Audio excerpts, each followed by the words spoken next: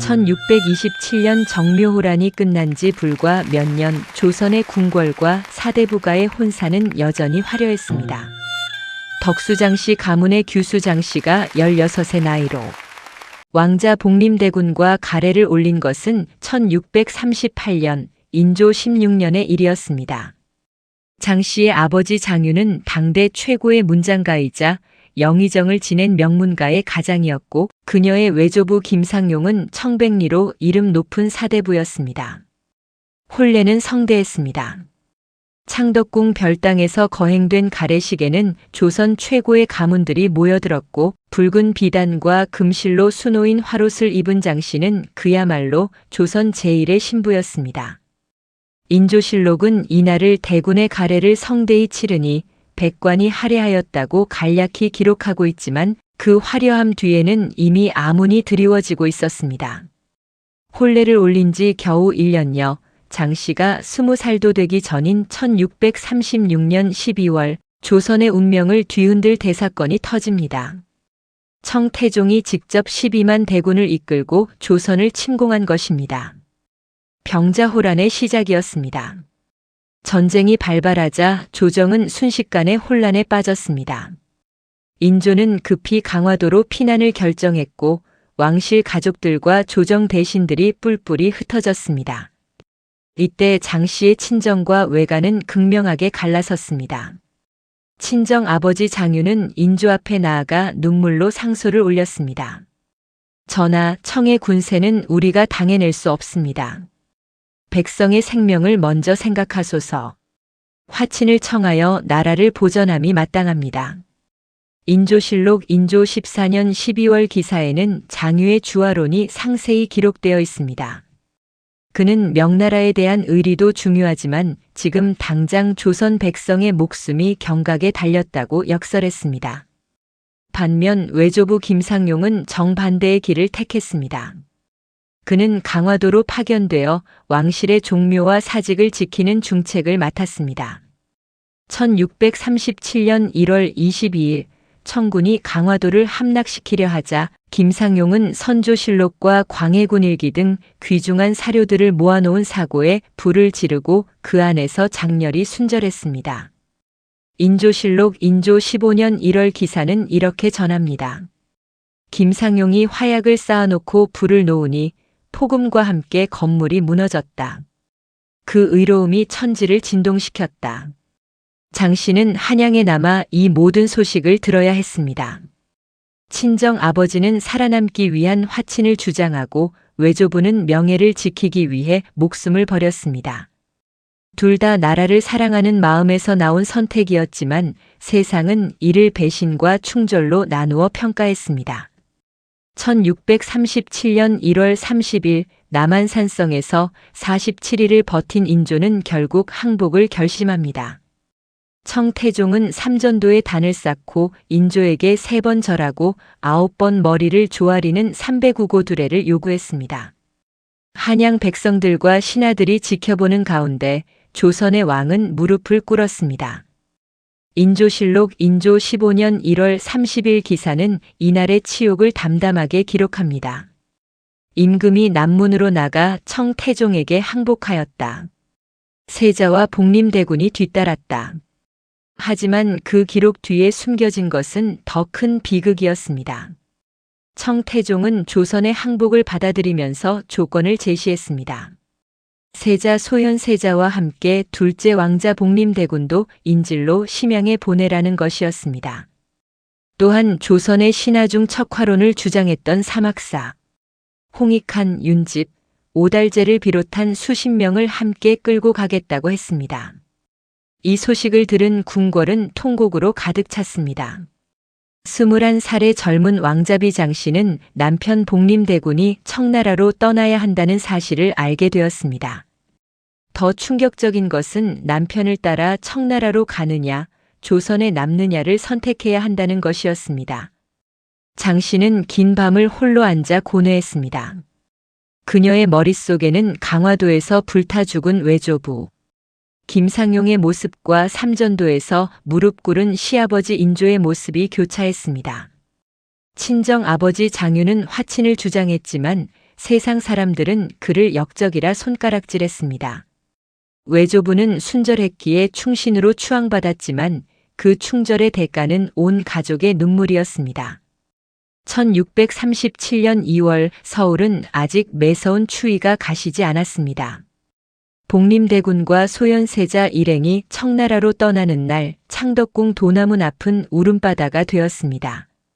승정원 일기에는 이날의 기록이 남아 있습니다. 세자와 대군이 떠나니 백성들이 길에 늘어서서 통곡하였다. 장씨는 남편을 따라가기로 결심했습니다. 그녀가 이 결정을 내린 이유는 여러 문헌에서 추측할 수 있습니다.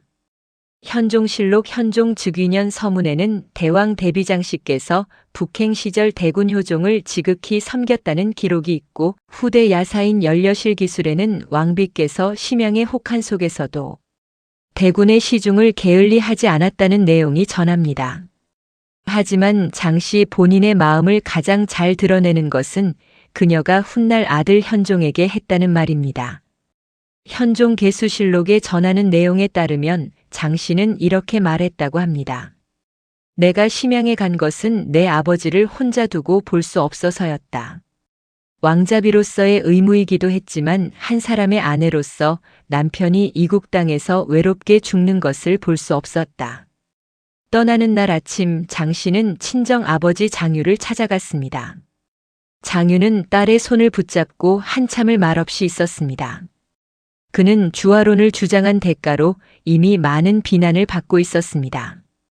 그런 그에게 딸마저 북방 오랑캐의 땅으로 떠나는 것은 또 다른 고통이었습니다. 아버지, 제 선택을 탓하지 마십시오. 장씨가 말했습니다. 아버지는 백성을 살리고자 하셨고 외조부께서는 명예를 지키고자 하셨습니다. 둘 다 옳은 길이었습니다. 저는 다만 제 남편을 지키고자 합니다. 장유는 고개를 끄덕였습니다. 장유 집에 실린 한 편지에서 그는 이렇게 썼습니다. 내 딸이 북으로 떠났다. 나라가 이 지경인데 한 개인의 안위를 얻지 말아랴. 다만 딸이 그곳에서 건강하기를 그리고 언젠가 다시 만날 수 있기를 빌 뿐이다. 압록강을 건너는 날 장씨는 뒤를 돌아보았습니다. 저 멀리 조선의 산하가 희미하게 보였습니다.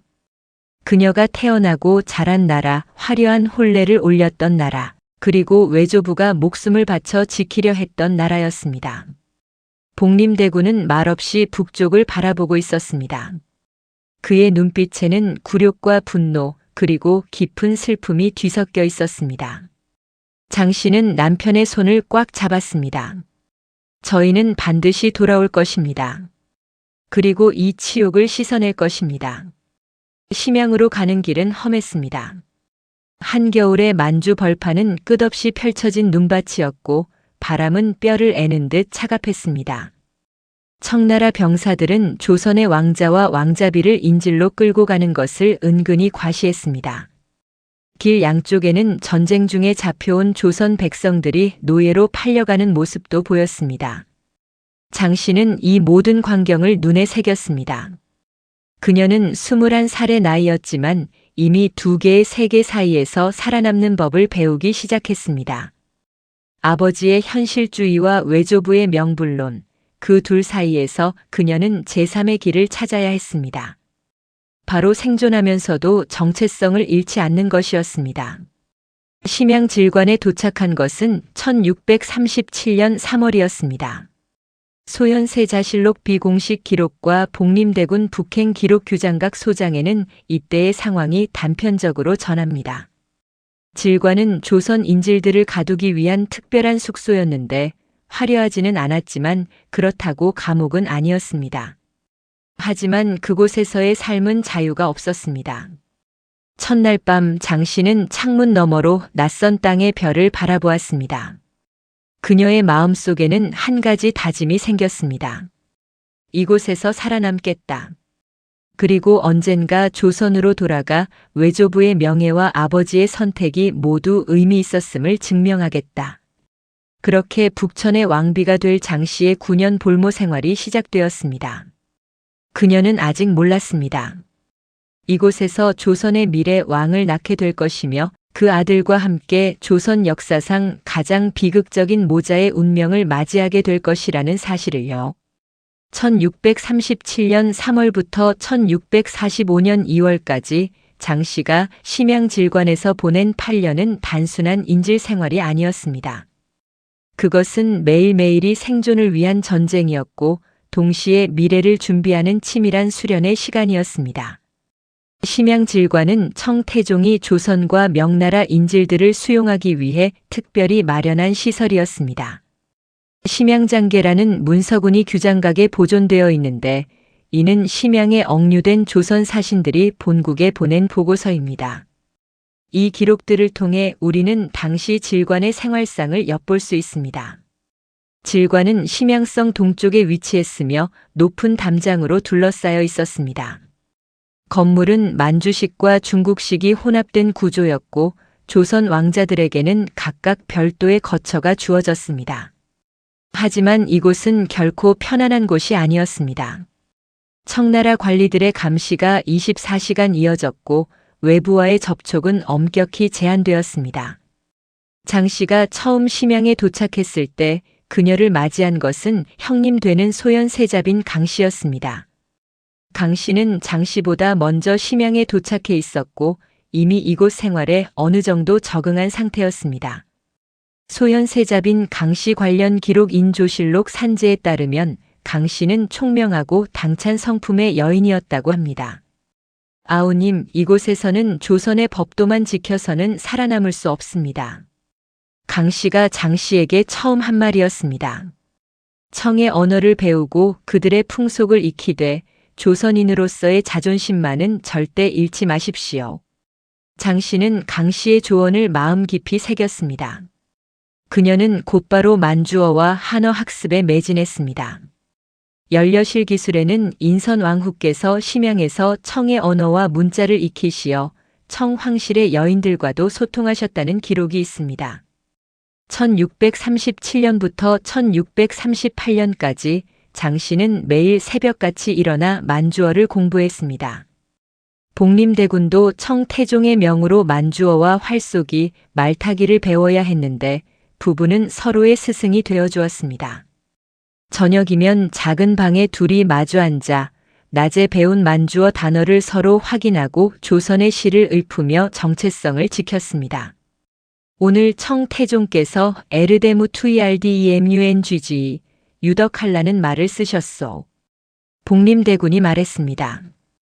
우리 조선말로 덕이 있다는 뜻이요. 언어는 다르지만 덕을 숭상하는 마음은 같구려. 장씨는 고개를 끄덕이며 답했습니다. 저들의 언어를 배우는 것은 굴욕이 아닙니다. 적을 알아야 이길 수 있으니까요. 언젠가 우리가 조선으로 돌아가면 이 모든 것이 힘이 될 것입니다. 1638년 가을 장씨에게 중요한 기회가 찾아왔습니다. 청태종의 황후가 조선 왕자비들을 궁중으로 초대한 것입니다. 이는 단순한 친교가 아니라 일종의 정치적 시험이었습니다. 청태종실록에는 이때의 상황이 간략히 기록되어 있습니다. 조선 왕자비들을 불러 연회를 베풀었다. 하지만 조선 측 기록인 승정원일기에는 좀 더 자세한 내용이 전합니다. 황후의 궁전인 청령궁에 도착한 장씨는 청황실 여인들의 화려함에 놀랐습니다. 만주족 전통 의상인 치파오를 입은 후궁들과 공주들이 늘어서 있었고 그들의 눈빛은 조선 왕자비를 평가하듯 날카로웠습니다. 황후가 만주어로 물었습니다. 조선에서 온 왕자비여, 우리 대청의 궁궐은 어떠하냐? 장씨는 유창한 만주어로 답했습니다. 황후 마마 대청의 위엄은 하늘과 같고 궁궐의 아름다움은 해와 달과 같습니다. 저는 조선의 작은 나라에서 온 미천한 여인이오나 이렇게 위대한 제국의 문화를 배울 수 있음에 감사드립니다. 황후는 만족스러운 표정을 지었습니다. 하지만 장씨의 마음속은 복잡했습니다. 그녀는 겉으로는 공손했지만 속으로는 언젠가 우리 조선도 이처럼 강해질 것이라고 다짐하고 있었습니다. 이날 이후 장씨는 종종 청궁중에 불려갔고 황후와 후궁들과 교류했습니다. 그녀는 이 기회를 통해 청나라의 정치 구조, 군사력, 그리고 약점까지 파악하기 시작했습니다. 인선왕후 행장에는 왕후께서 심양에서 청의 정세를 자세히 살피시어 훗날 효종의 북벌 계획에 큰 도움을 주셨다는 내용이 있습니다. 질관 내에서 장씨가 가장 조심스러워했던 관계는 형님 되는 소현세자 부부였습니다. 소현세자는 조선의 정통 왕위 계승자였고 언젠가 왕이 될 사람이었습니다.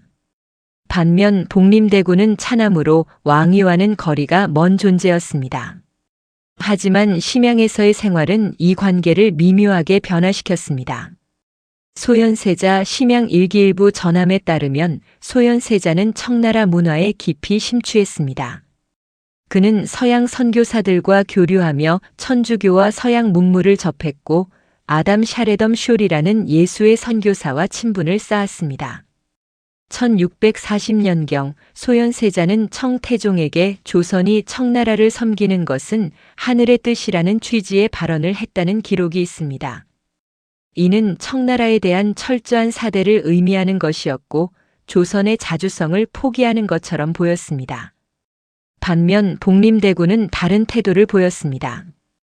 그는 표면적으로는 청나라에 순종하는 척했지만 마음속으로는 항상 복수를 꿈꾸었습니다. 효종실록 효종즉위년 기록에는 상효종께서 심양에 계실 때부터 늘 북벌을 생각하셨다는 내용이 있습니다. 장씨는 이 두 형제의 차이를 예리하게 관찰했습니다. 그녀는 소현세자빈 강씨와는 표면적으로 우호적인 관계를 유지했지만 속으로는 경계를 늦추지 않았습니다. 연려실 기술에는 두 왕자비가 심양에서 서로 존중했으나 정치적으로는 각자의 길을 걸었다는 기록이 있습니다. 1641년 음력 2월 15일 심양 질관에서 한 아이의 울음소리가 터져 나왔습니다. 장씨가 아들을 낳은 것입니다. 이 아이가 바로 훗날 조선의 18대 왕이 되는 현종입니다. 현종실록 현종즉위년 서문에는 이렇게 기록되어 있습니다. 임금께서 신사년 1641년 2월 15일 심양 질관에서 탄생하시니 이는 조선 역사상 유례없는 일이었다. 조선 역사에서 왕자 신분으로 이국 땅에서 태어난 유일한 왕이었습니다. 이는 장씨에게 엄청난 의미였습니다. 그녀는 출산의 고통 속에서도 한 가지 생각만 했습니다. 이 아이는 청나라 땅에서 태어났지만 그 피는 조선의 가장 고귀한 피다. 이 아이를 반드시 조선의 왕으로 키우겠다. 출산 후 장씨는 극심한 산후조리를 겪어야 했습니다. 심양의 2월은 여전히 혹독한 추위였고 질관의 환경은 산모에게 결코 좋지 않았습니다. 하지만 장씨는 놀라운 의지로 회복했습니다. 복림대군은 아들을 안고 눈물을 흘렸습니다. 이 아이는 청나라 땅에서 태어났소. 하지만 우리가 반드시 조선으로 돌아가 이 아이에게 조선의 하늘을 보여줄 것이오. 장씨는 남편의 손을 꽉 잡았습니다. 이 아이의 이름은 무엇으로 하시겠습니까? 석이라 하겠소. 크고 견고하다는 뜻이요. 이 아이가 크고 견고한 인물이 되어 우리가 겪은 치욕을 씻어주기를 바라오. 아기 석현종은 건강하게 자랐습니다. 장씨는 아이에게 젖을 먹이면서도 늘 조선의 노래를 불러주었습니다. 현종실록에는 대왕 대비장씨께서 상현종을 낳으신 후 비록 이국 땅에 계셨으나 조선의 예법으로 양육하셨다는 기록이 있습니다. 아들을 낳은 후 장씨와 복림대군의 관계는 더욱 돈독해졌습니다. 그들은 이제 단순한 부부가 아니라 공동의 목표를 가진 동지였습니다. 그 목표는 북벌, 즉 청나라에 대한 복수였습니다. 1642년부터 1644년까지 부부는 아들을 키우면서 미래를 준비했습니다. 복림대군은 청나라의 군사훈련에 참여하면서 그들의 전술을 배웠고 장씨는 청궁중의 정치적 동향을 계속 파악했습니다. 1644년 명나라가 멸망했다는 소식이 심양에 전해졌습니다. 청나라가 중원을 차지하고 베이징으로 천도한다는 것이었습니다. 심양장계에는 이때의 충격적인 분위기가 기록되어 있습니다. 명나라가 망하니 조선 인질들이 모두 통곡했다. 이제 조선은 세상에서 유일하게 명나라를 섬기던 나라의 마지막 후예가 되었다. 하지만 장씨는 다르게 생각했습니다. 그녀는 복림대군에게 말했습니다. 주군, 명나라가 망한 것은 슬픈 일입니다. 하지만 이제 우리는 명나라의 뜻을 이을 유일한 나라가 되었습니다. 언젠가 우리가 강해진다면 청나라에게 복수할 수 있는 명분도 생긴 것입니다. 복림대군은 아내의 말에 고개를 끄덕였습니다. 그는 아내가 단순히 내조만 하는 여인이 아니라 정치적 통찰력을 가진 동반자임을 깨달았습니다. 1645년 2월 드디어 조선으로 돌아갈 날이 왔습니다. 청나라가 베이징으로 천도하면서 조선 인질들을 석방하기로 한 것입니다. 소현세자는 먼저 출발했고 복림대군 일가는 조금 늦게 떠나기로 했습니다. 떠나는 날 아침 장씨는 8년을 보낸 질관을 마지막으로 돌아보았습니다. 이곳에서 그녀는 20살 처녀에서 29살 어머니가 되었습니다. 이곳에서 그녀는 생존의 기술을 배웠고 정치의 냉혹함을 깨달았으며 무엇보다 아들을 얻었습니다. 4살이 된 석현종을 안고 장씨는 남편에게 말했습니다. 주군, 우리는 살아서 돌아갑니다. 이 아이도 조선 땅을 밟게 됩니다. 이것이 하늘의 뜻입니다. 복림대군은 아들의 머리를 쓰다듬으며 말했습니다. 서가, 저기 저 남쪽이 우리 조선이다. 내가 태어난 곳은 청나라지만 내 뿌리는 조선이다. 절대 잊지 말아라. 압록강을 건너는 순간 장씨는 눈물을 흘렸습니다. 하지만 그것은 기쁨의 눈물만은 아니었습니다. 그녀는 알고 있었습니다. 조선으로 돌아가면 더 큰 시련이 기다리고 있다는 것을요. 그리고 그녀의 예감은 정확히 들어맞게 됩니다. 심양에서의 8년은 장씨를 완전히 변화시켰습니다. 그녀는 이제 단순한 왕자비가 아니었습니다. 그녀는 생존자였고 전략가였으며 무엇보다 조선의 미래를 품은 어머니였습니다. 북천에서 얻은 교훈들은 앞으로 그녀가 왕비, 왕대비로서 조선을 이끌어갈 때 가장 강력한 무기가 될 것이었습니다. 1645년 음력 3월 장씨 일가가 한양에 도착했을 때 도성의 분위기는 묘했습니다. 백성들은 거리에 나와 인질로 끌려갔던 왕자들의 귀환을 환영했지만 그 환호 속에는 알 수 없는 불안감이 감돌았습니다. 인조실록 인조 23년 3월 기사에는 세자와 대군이 심양에서 돌아오니 백성들이 길에 늘어섰다고 간략히 기록되어 있지만 궁궐 안의 분위기는 전혀 달랐습니다. 장씨가 창덕궁에 들어섰을 때 가장 먼저 느낀 것은 시아버지 인조의 변화였습니다. 8년 전 삼전도에서 무릎을 꿇었던 그 왕은 이제 깊은 의심과 편집증에 사로잡힌 노인이 되어 있었습니다. 승정원 일기에 따르면 인조는 이 무렵 신하들조차 쉽게 믿지 못하고 특히 청나라에서 돌아온 사람들을 경계했다고 합니다. 소현세자는 장씨 일가보다 한 달 먼저 귀국했습니다. 그는 청나라에서 가져온 서양 문물과 책들을 인조에게 바쳤고 새로운 문명에 대해 열변을 토했습니다. 하지만 인조의 반응은 냉담했습니다. 내가 청나라에 물들었구나라는 것이 인조의 첫 반응이었다고 인조실록은 전합니다. 장씨는 예민한 직감으로 위험을 감지했습니다. 그녀는 복림대군에게 조용히 말했습니다. 주군, 궁궐의 공기가 좋지 않습니다. 우리는 더욱 조심해야 합니다. 청나라에서의 일은 함부로 말씀하지 마십시오. 귀국한 지 불과 2달 만인 1645년 음력 4월 26일 충격적인 사건이 터집니다. 소현세자가 갑자기 세상을 떠난 것입니다. 인조실록 인조 23년 4월 26일 기사에는 세자가 창덕궁 자선당에서 승하하시니 나이 33세였다고 기록되어 있습니다. 문제는 그의 죽음이 너무나 갑작스러웠다는 점입니다. 건강하게 귀국했던 세자가 2달 만에 죽다니. 연려실 기술과 후대 야사들은 이 죽음을 둘러싼 여러 의혹을 제기합니다. 침을 맞은 후 급사했다는 설, 독살되었다는 설 등이 난무했습니다. 장 씨는 소현세자의 빈소에 문상을 갔습니다. 그곳에서 그녀가 본 것은 통곡하는 소현세자빈 강 씨의 모습이었습니다. 강 씨는 장 씨를 보자 손을 붙잡고 울부짖었습니다. 아우님, 이것이 무슨 일입니까? 세자께서 건강하셨는데 어찌 이렇게 갑자기. 장 씨는 강 씨를 위로하면서도 마음 한편으로는 두려움을 느꼈습니다. 정통 왕위 계승자가 죽었다는 것, 그것은 조선의 정치 지형을 완전히 바꾸는 사건이었습니다. 현종개수실록에는 소현세자의 죽음 이후 궁중에 이상한 분위기가 감돌았다는 기록이 있습니다. 더 충격적인 것은 그 다음에 벌어진 일이었습니다. 인조는 소현세자의 장남인 원손, 석철을 세손으로 책봉하는 대신 갑자기 차남인 복림대군을 세자로 책봉한다고 선포한 것입니다. 1645년 5월 9일의 일이었습니다. 인조실록 인조 23년 5월 9일 기사에는 이렇게 기록되어 있습니다. 왕이 복림대군을 세자로 책봉하니 조정이 모두 놀랐다. 이는 예법에 어긋나는 일이었으나 왕의 뜻이 견고하여 신하들이 감히 반대하지 못하였다.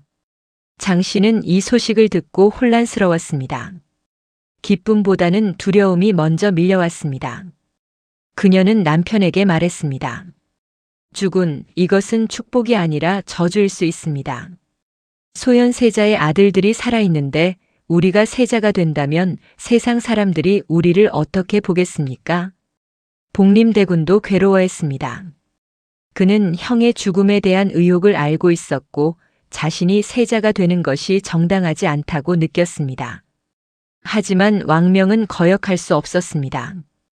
효종실록 효종 즉위년 기록에는 효종께서 처음 세자로 책봉되었을 때 매우 괴로워하셨다는 내용이 있습니다. 세자빈이 된 장 씨는 더욱 조심스러운 처지가 되었습니다.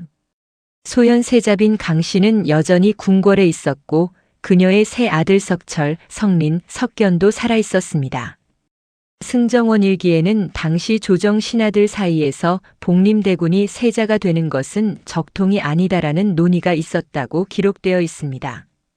상황은 더욱 악화되었습니다. 1646년 음력 3월 소현세자빈 강 씨가 영모 혐의로 고발되는 사건이 발생합니다. 인조실록 인조 24년 3월 기사에는 세자빈 강 씨가 영모를 꾀했다는 고변이 있어 국청 국문기관에서 조사하였다고 기록되어 있습니다. 혐의의 내용은 어처구니 없었습니다. 강 씨가 소현세자의 죽음에 앙심을 품고 인조를 저주했다는 것, 청나라와 내통하여 반란을 꾀했다는 것 등이었습니다. 이는 명백히 조작된 혐의였지만 인조는 이를 믿거나 혹은 믿는 척했습니다. 강 씨는 잔혹한 고문을 받았습니다. 인조실록에는 그 장면이 적나라하게 기록되어 있습니다. 강 씨를 국청에서 문초하니 형장을 견디지 못하고 허위 자백을 하였다. 결국 강 씨는 사약을 받고 죽임을 당했고 그녀의 세 아들은 제주도로 유배되었습니다. 장 씨는 이 모든 과정을 지켜보면서 입을 다물어야 했습니다. 그녀는 강 씨가 무고하다는 것을 알고 있었습니다. 심양에서 함께 지낸 8년 동안 강 씨는 단지 총명하고 당찬 여인이었을 뿐 영모를 꾀할 만한 사람이 아니었습니다. 하지만 장 씨는 한마디도 할 수 없었습니다. 만약 그녀가 강 씨를 변호한다면 그것은 곧 시아버지 인조에게 대항하는 것이었고 남편의 세자 지위를 위협하는 일이었습니다. 더 나아가 어린 아들 석현종의 안전까지 위협받을 수 있었습니다. 연려실 기술에는 이런 기록이 있습니다. 인선왕후께서 강 씨의 일로 크게 슬퍼하셨으나 겉으로는 드러내지 못하셨다. 다만 밤마다 혼자 눈물을 흘리셨다고 한다. 장 씨는 평생 이 침묵을 죄책감으로 간직했습니다. 그녀는 강 씨를 구하지 못한 자신을 정치적 생존을 위해 진실을 말하지 못한 자신을 용서할 수 없었습니다. 이 죄책감은 그녀가 왕비가 된 후에도 왕대비가 된 후에도 마음 깊은 곳에 가시처럼 박혀 있었습니다. 1649년 음력 5월 8일 인조가 승하합니다. 인조실록 인조 27년 5월 8일 기사에는 상이 대조전에서 승하하시니 제위 27년이었다고 기록되어 있습니다. 세자였던 복림대군이 왕위에 올라 효종이 되었고 장씨는 왕비가 되었습니다. 하지만 이 왕위는 태생적으로 정통성 논란을 안고 있었습니다. 효종실록 효종 즉위년 기록에는 효종께서 즉위하시니 조정에서는 적통의 문제를 두고 논의가 분분하였다는 내용이 있습니다. 송시열을 비롯한 서인 대신들은 효종을 지지했지만 일부 남인과 청남 세력은 차남이 왕위에 오르는 것은 예법에 어긋난다고 주장했습니다. 특히 소현세자의 아들들이 제주도에 유배되어 있다는 사실은 끊임없이 문제가 되었습니다. 왕비가 된 장씨는 이제 33세 나이였습니다. 그녀는 화려한 왕비의 복식을 입었지만 그 옷 아래에는 무거운 짐이 있었습니다.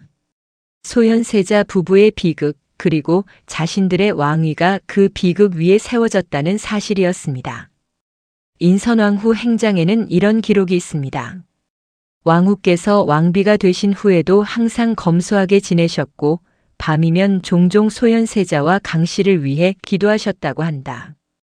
이는 그분의 선한 마음씨를 보여주는 것이다. 효종은 즉위하자마자 북벌을 준비하기 시작했습니다. 효종실록에는 효종과 송시열이 나눈 대화가 기록되어 있습니다.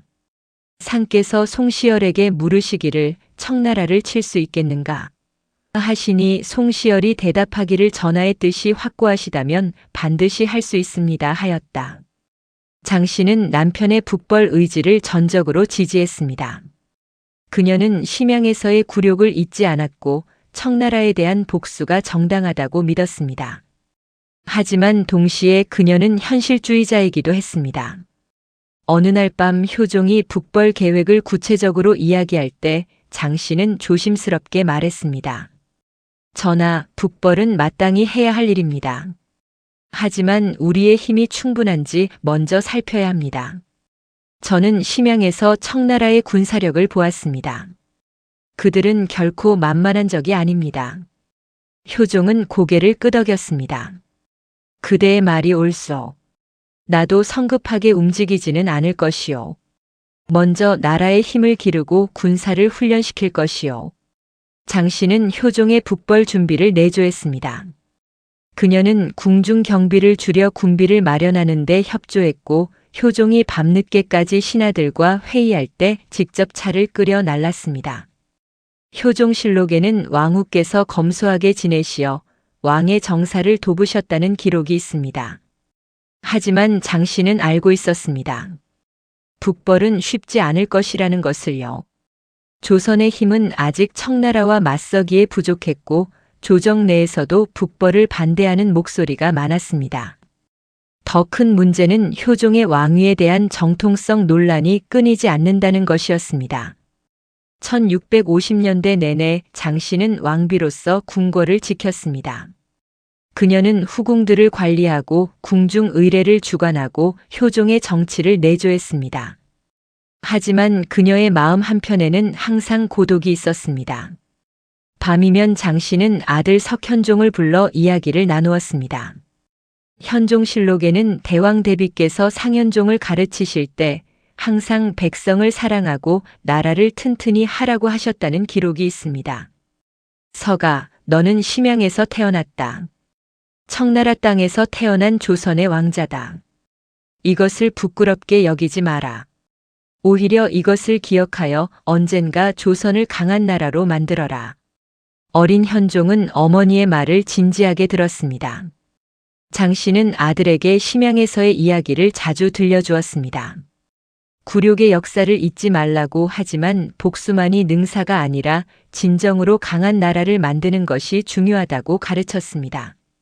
1659년 효종이 갑작스럽게 승하하기 전까지 장씨는 왕비로서 10년을 보냈습니다. 그 10년은 겉으로는 평온해 보였지만 속으로는 항상 긴장의 연속이었습니다. 정통성 논란, 북벌의 좌절, 그리고 소현세자 부부에 대한 죄책감까지 장씨는 자신의 왕비 지위가 다른 사람들의 희생 위에 세워졌다는 것을 잊지 않았습니다. 그리고 이 무거운 짐을 평생 짊어지고 가야 한다는 것도 알고 있었습니다. 하지만 그녀는 결코 무너지지 않았습니다. 왜냐하면 그녀에게는 지켜야 할 아들이 있었고 이루어야 할 사명이 있었기 때문입니다. 1659년 음력 5월 4일 조선의 하늘이 무너졌습니다. 효종이 창덕궁 대조전에서 갑자기 승하한 것입니다. 효종실록 효종 10년 5월 4일 기사에는 이렇게 기록되어 있습니다. 상께서 종기를 치료하던 중 갑자기 병세가 악화되어 승하하시니 나이 41세, 재위 10년이었다.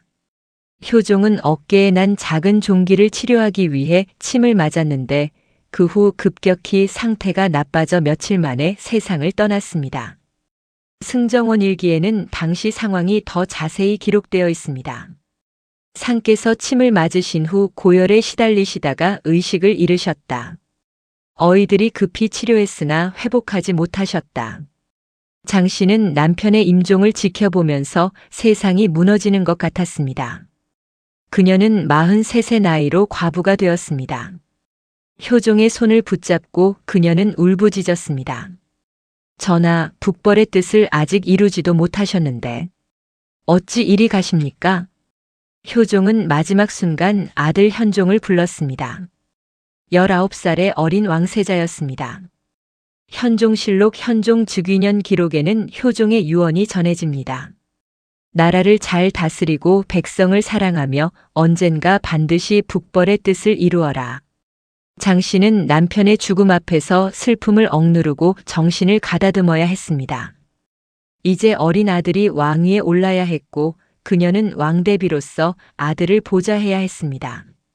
하지만 그녀는 아직 몰랐습니다.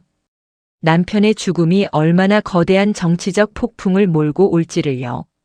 1659년 5월 8일 현종이 경덕궁 숭정전에서 즉위했습니다.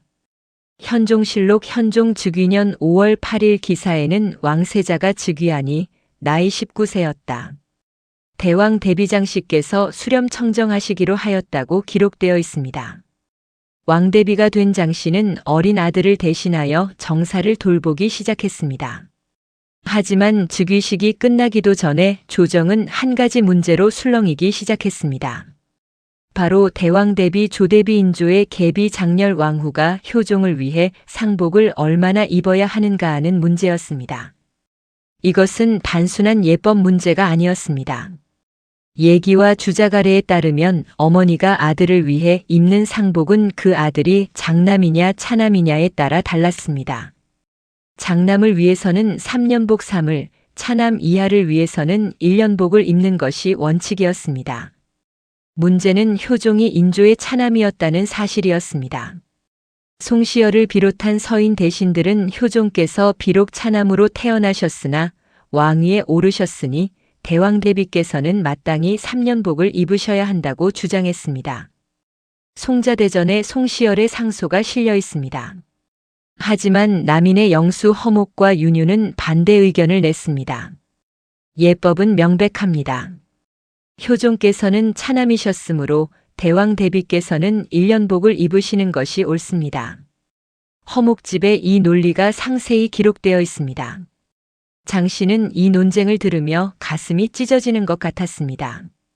겉으로는 상복의 기간을 다투는 것 같았지만 실제로는 남편 효종의 왕위가 정당했는지를 따지는 것이었습니다.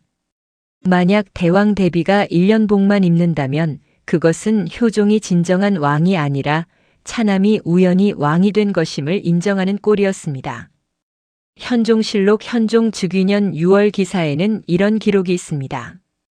예속 논쟁이 격렬해지니 대왕 대비장씨께서 크게 근심하셨다. 상현종께서 어머니를 위로하려 했으나 대왕 대비께서는 이것은 내 아버지의 명예가 걸린 문제라고 하시며 눈물을 흘리셨다. 결국 1659년 6월 조정은 송시열의 주장을 받아들여 대왕 대비 조대비가 3년복을 입기로 결정했습니다. 하지만 이 결정은 남인들의 거센 반발을 불렀고 조정은 서인과 남인으로 완전히 갈라서게 되었습니다. 장씨는 이 논쟁이 결국 정치적 싸움이라는 것을 알았습니다. 서인은 효종과 현종의 정통성을 인정하려 했고 남인은 소현세자의 정통성을 간접적으로 거론하며 효종의 왕위를 공격하려 했습니다. 연려실기술에는 대왕 대비께서 이 논쟁으로 크게 상심하시어 밤마다 잠을 이루지 못하셨다는 기록이 있습니다. 현종은 어머니의 고통을 지켜보며 괴로워했습니다. 그는 19살의 어린 나이에 왕이 되었고 이제 당파 간의 격렬한 싸움을 중재해야 했습니다. 현종실록에는 현종이 신하들 앞에서 경들은 어찌하여 예법을 빌미로 선왕을 모욕하는가 라고 분노한 장면이 기록되어 있습니다. 어느 날 밤 장씨는 아들을 불러 이야기를 나누었습니다. 현종 개수실록에 전하는 내용입니다. 서가, 내가 지금 얼마나 힘든지 어미는 안다. 하지만 이것은 내 아버지의 명예가 걸린 싸움이다. 어마마마 신하들이 아버지를 차남이라고 하니 제 가슴이 찢어집니다. 그렇기에 더욱 내가 강해져야 한다. 내 아버지는 비록 차남으로 태어나셨지만 심양에서 9년의 굴욕을 견디시고 왕이 되어서는 나라를 위해 헌신하셨다. 내 아버지의 고난이 헛되지 않도록 왕권으로 이들의 입을 막아라. 하오나 어마마마 어찌해야 합니까? 덕으로 다스리되 약하게 보여서는 안 된다. 신하들이 예법을 내세워 왕권을 흔들려 하거든 너는 더 큰 덕과 더 강한 의지로 맞서라. 내 아버지께서 이루지 못한 북벌의 꿈까지는 아니더라도 적어도 조선을 안정시키는 것이 내 임무다.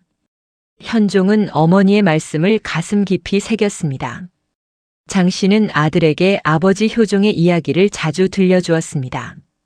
심양에서의 굴욕, 북벌의 꿈, 그리고 조선을 강하게 만들려던 의지에 대해서요. 1660년대 내내 장씨는 왕대비로서 아들을 보좌했습니다. 현종은 점차 성장하여 직접 정사를 돌보기 시작했고 장씨는 뒤에서 조용히 지켜보며 조언을 아끼지 않았습니다. 현종실록에는 장씨의 검소한 생활이 여러 번 기록되어 있습니다. 대왕 대비께서 궁중 경비를 아끼시어 백성들의 부담을 덜어주셨다. 대왕 대비께서 친히 잠실에 나아가 누에를 치시니 이는 후궁과 궁녀들에게 근면을 가르치기 위함이었다.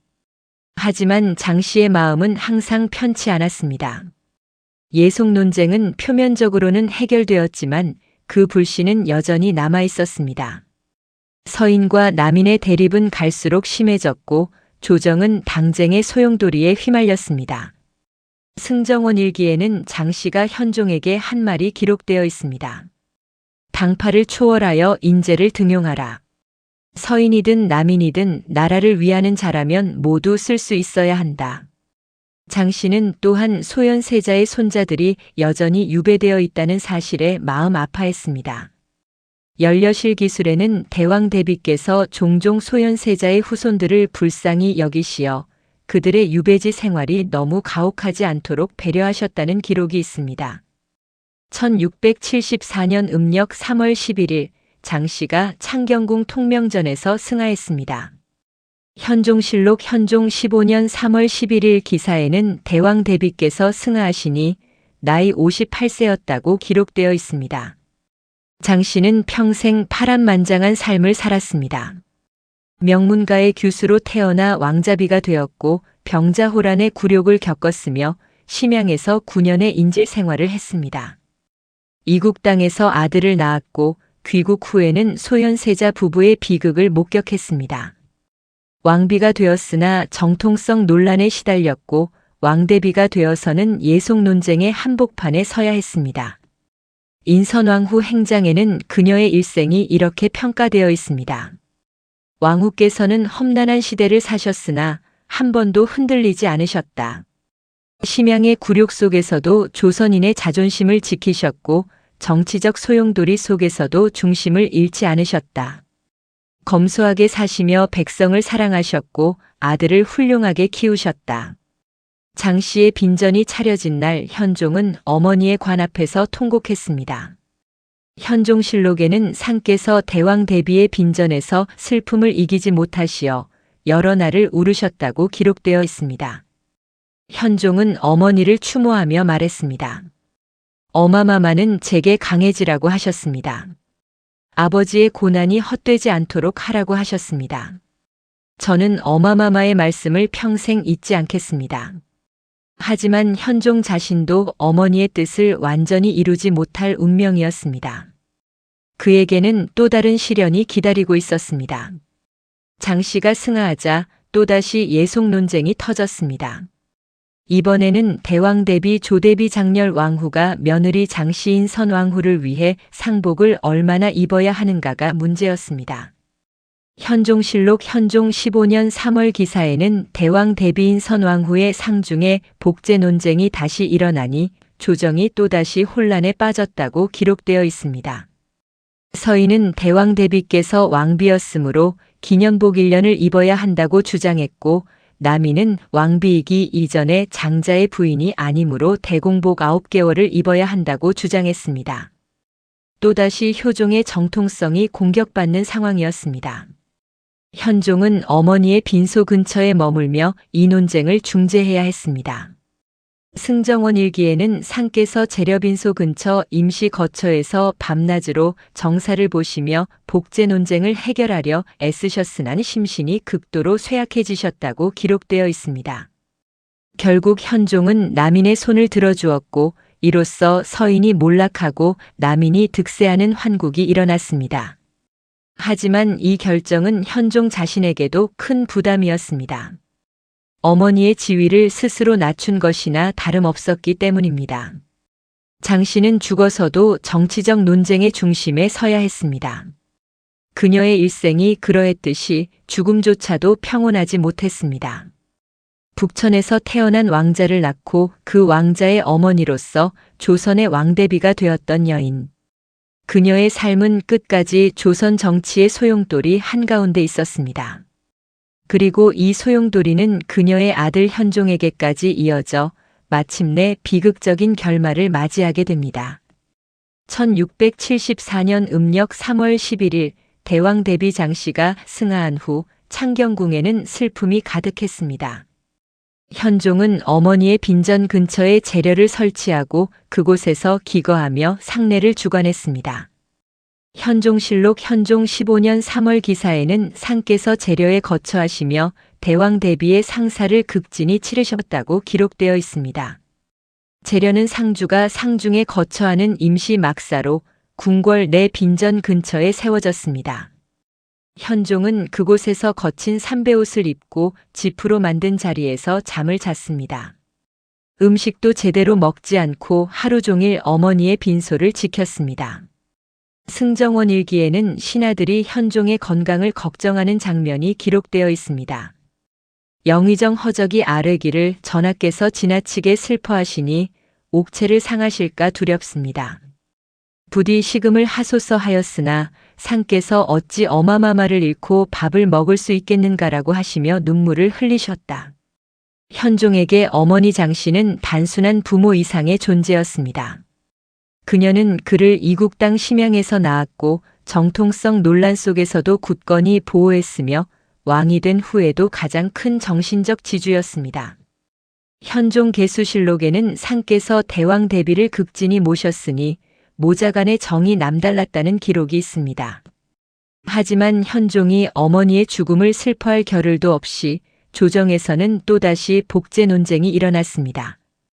이번에는 대왕 대비 조대비 장렬 왕후 인조의 계비가 며느리 장씨인 선왕후를 위해 상복을 얼마나 입어야 하는가가 쟁점이었습니다. 현종실록 현종 15년 3월 15일 기사에는 복제에 대한 논의가 시작되니 서인과 남인이 다시 대립하였다고 기록되어 있습니다. 서인의 입장은 명확했습니다. 송시열의 제자 김수왕 등은 대왕 대비께서는 비록 차남의 며느리이나 왕비로서 국모였으므로 기년복, 1년복을 입으셔야 한다고 주장했습니다. 송시열 문집에는 이러한 논리가 상세히 기록되어 있습니다. 반면 남인의 영수 허목과 윤유는 전혀 다른 주장을 폈습니다. 예법에 따르면 시어머니가 차남의 며느리를 위해서는 대공복, 9개월복을 입는 것이 옳다. 왕비라 하더라도 적장자의 며느리가 아니면 기년복을 입을 수 없다. 허목집과 윤유문집에 이 주장의 근거가 자세히 나와 있습니다. 이것은 단순한 예법 논쟁이 아니었습니다. 15년 전 효종의 죽음 때와 마찬가지로 이것은 효종과 현종 왕조의 정통성을 공격하는 정치적 무기였습니다. 만약 장씨가 차남의 며느리로만 대우받는다면 그것은 효종이 진정한 왕이 아니었고 현종의 왕위도 정당하지 않다는 것을 의미했습니다. 현종은 어머니의 빈소가 있는 재려 근처에서 이 모든 논쟁을 들어야 했습니다. 승정원 일기 현종 15년 3월 20일 기사에는 이런 장면이 기록되어 있습니다. 상께서 재려에 계시는데 조정 대신들이 복제 논쟁으로 빈전 앞에서 경론을 벌였다. 상께서 어찌 어마마마의 빈전 앞에서 이런 다툼을 하는가. 경들은 물러가라고 하셨으나 신하들은 이것은 예법의 대사이니 반드시 결정해야 한다며 물러서지 않았다. 현종의 고통은 이루 말할 수 없었습니다. 그는 35의 나이였지만 이미 심신이 극도로 쇠약해진 상태였습니다. 어머니를 잃은 슬픔, 정통성을 공격받는 분노, 당파 간의 다툼을 중재해야 하는 부담이 모두 그의 어깨 위에 있었습니다. 연려실 기술에는 더욱 안타까운 기록이 있습니다. 상께서 재려에서 밤낮으로 울으시며 식음을 전폐하셨다. 어떤 날은 하루 종일 물 한 모금도 드시지 않으셨다고 한다. 신하들이 걱정하여 약을 권했으나 상께서는 내가 어찌 편히 있을 수 있겠는가라고 하시며 거절하셨다. 현종은 어머니에게서 들었던 말을 떠올렸습니다. 내 아버지의 고난이 헛되지 않도록 하라. 하지만 지금 조정 대신들은 어머니의 빈전 앞에서 다시 한번 아버지의 정통성을 그리고 자신의 정통성을 공격하고 있었습니다. 논쟁은 한 달 가까이 이어졌습니다. 현종은 극심한 고민 끝에 결정을 내렸습니다.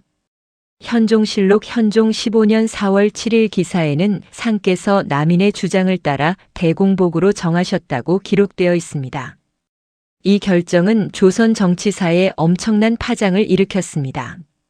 송시열을 비롯한 서인 대신들이 대거 파직되었고 허목과 윤유 등 남인이 조정을 장악하게 되었습니다. 이것이 바로 갑인환국 1674년입니다. 송시열 연보에는 송시열이 귀양을 가면서 한 말이 기록되어 있습니다. 내가 주장한 것은 효종과 현종의 정통성을 지키기 위함이었다. 하지만 상께서 나를 버리셨으니 이제 조선의 의리는 어디에 있는가. 하지만 현종의 입장에서는 어쩔 수 없는 선택이었습니다. 만약 서인의 주장을 따른다면 남인의 반발은 더욱 거세졌을 것이고 조정은 돌이킬 수 없는 혼란에 빠졌을 것입니다. 현종실록에는 상께서 매우 괴로워하시며 내가 어찌 서인을 버리고 싶었겠는가. 하지만 나라의 안정을 위해 어쩔 수 없었다고 하셨다는 기록이 있습니다. 그러나 이 결정은 현종 자신에게도 큰 상처를 남겼습니다. 그는 실질적으로 어머니의 지위를 낮춘 것이며 간접적으로 아버지 효종의 정통성에 금을 그은 것이나 다름없었습니다. 어머니의 상중이 계속되는 동안 현종의 건강은 급격히 악화되었습니다. 승정원 일기 현종 15년 여름 기사들을 보면 현종이 거의 매일 몸이 좋지 않았다는 기록이 나옵니다. 7월 15일 상께서 열병으로 고생하시나 재려를 떠나지 않으셨다. 7월 28일 상께서 음식을 들지 못하시니 신하들이 걱정하였다. 8월 3일 상께서 기력이 극도로 쇠약하시어 어이들이 급히 진맥하였다. 1674년 음력 8월 18일 충격적인 일이 벌어졌습니다. 현종이 어머니의 빈소가 있는 창경궁 재려 근처에서 갑자기 쓰러진 것입니다. 현종실록 현종 15년 8월 18일 기사에는 상께서 재려에서 갑자기 혼절하시니 신하들이 급히 대조전으로 모셨으나 곧 승하하시니 나이 34세였다고 기록되어 있습니다. 어머니가 승하한 지 불과 5개월, 정확히는 158일 만의 일이었습니다. 조선 역사상 가장 비극적인 모자 관계 중 하나가 이렇게 막을 내렸습니다. 현종실록 현종 총서총론에는 현종의 죽음에 대한 평가가 실려 있습니다. 상께서는 효성이 지극하여 대왕 대비의 상중에 극도로 슬퍼하시다가 결국 승하하셨다. 이는 지나친 효심이 화를 부른 것이니 안타까운 일이다. 하지만 단순히 지나친 효심 때문만은 아니었습니다. 현종의 죽음에는 여러 요인이 복합적으로 작용했습니다. 첫째, 어머니를 잃은 극심한 슬픔이었습니다. 장씨는 현종에게 어머니이자 스승이자 정신적 지주였습니다. 현종 개수실록에는 상께서 어려서부터 대왕 대비께 학문을 배우셨고 왕이 된 후에도 모든 중요한 결정에 대왕 대비의 의견을 구하셨다고 기록되어 있습니다. 둘째, 정통성 공격에 대한 정신적 스트레스였습니다. 평생 차남의 아들이라는 꼬리표를 달고 살았던 현종에게 어머니의 죽음조차 정치적 공격의 빌미가 되는 것은 견딜 수 없는 고통이었습니다. 셋째, 극심한 육체적 소모였습니다. 재려에서의 상중 생활은 왕이라도 견디기 힘든 것이었습니다. 제대로 먹지도 자지도 못하고 거친 삼배옷을 입고 차가운 땅에서 지내야 했습니다. 승정원 일기에는 상께서 상중에 체중이 크게 주르시고 얼굴에 혈색이 전혀 없으셨다는 기록이 있습니다. 장씨와 현종의 관계는 1641년 심양질관에서 시작되었습니다.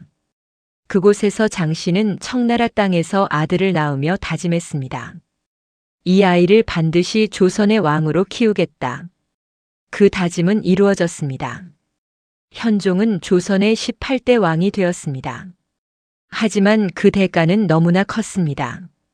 평생을 정통성 논란에 시달려야 했고 결국 어머니의 빈소 앞에서 죽음을 맞이했습니다. 연려실 기술에는 이런 기록이 있습니다. 인선왕후와 현종의 모자 관계는 조선 역사상 가장 비극적인 것 중 하나였다. 어머니는 이국 땅에서 아들을 낳았고 아들은 어머니의 빈소 근처에서 죽었다. 둘 다 정통성 논란 속에서 고통받았으니 이보다 더 슬픈 운명이 어디 있겠는가. 현종이 승하한 직후 그의 아들 숙종이 즉위했습니다. 숙종실록 숙종 즉위년 8월 18일 기사에는 세자 숙종가 즉위하니 나이 14세였다고 기록되어 있습니다. 불과 14살의 어린 왕이었습니다. 숙종은 할머니 장씨를 잃고 5개월 만에 아버지 현종마저 잃었습니다. 승정원 일기에는 왕세자께서 통곡하시며 할마마마도 아바마마도 모두 떠나가셨으니 이제 나는 어찌하란 말인가라고 하셨다는 안타까운 기록이 있습니다. 숙종의 즉위는 새로운 시대의 시작이었습니다. 하지만 그것은 또한 장씨로부터 시작된 한 시대의 종말이기도 했습니다. 심양질관에서 태어나 조선의 왕이 되었던 현종, 그리고 그를 낳고 키웠던 어머니 장씨. 이들의 비극적인 이야기는 조선 역사의 깊은 상처로 남았습니다. 장씨의 묘는 경기도 구리시에 있는 숭릉입니다. 효종과 함께 묻혀 있습니다. 조선 왕조실록에는 인선 왕후의 능은 효종의 능 곁에 조성하니 이는 부부가 함께 하려는 뜻이었다고 기록되어 있습니다. 장씨가 세상에 남긴 것은 무엇이었을까요? 그녀는 화려한 업적을 남기지 않았습니다. 큰 정치적 결정을 내리지도 않았습니다. 하지만 그녀는 가장 어려운 시대를 살아냈습니다.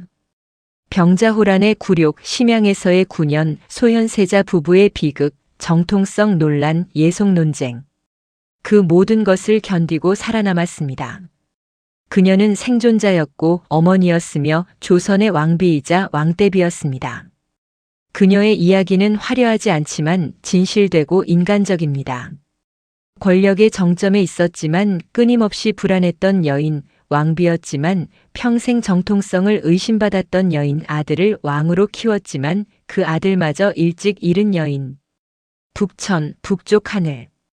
심양을 가리키는 말입니다. 장씨는 그곳에서 조선의 왕을 낳았고 그곳에서의 경험이 그녀의 평생을 규정했습니다. 그녀는 북천의 왕비였고 그 운명은 아들 현종에게까지 이어져 비극으로 끝났습니다. 하지만 그들의 이야기는 끝나지 않았습니다. 숙종이 이어받은 왕위는 결국 조선 후기 300년을 이어갔고 장씨의 후손들은 조선의 마지막 왕까지 이어졌습니다. 그녀의 피는 조선 왕실에 흘렀고 그녀의 강인함은 후손들에게 전해졌습니다. 이것이 인선왕후 장씨, 북천의 왕비가 조선 역사에 남긴 진정한 유산입니다.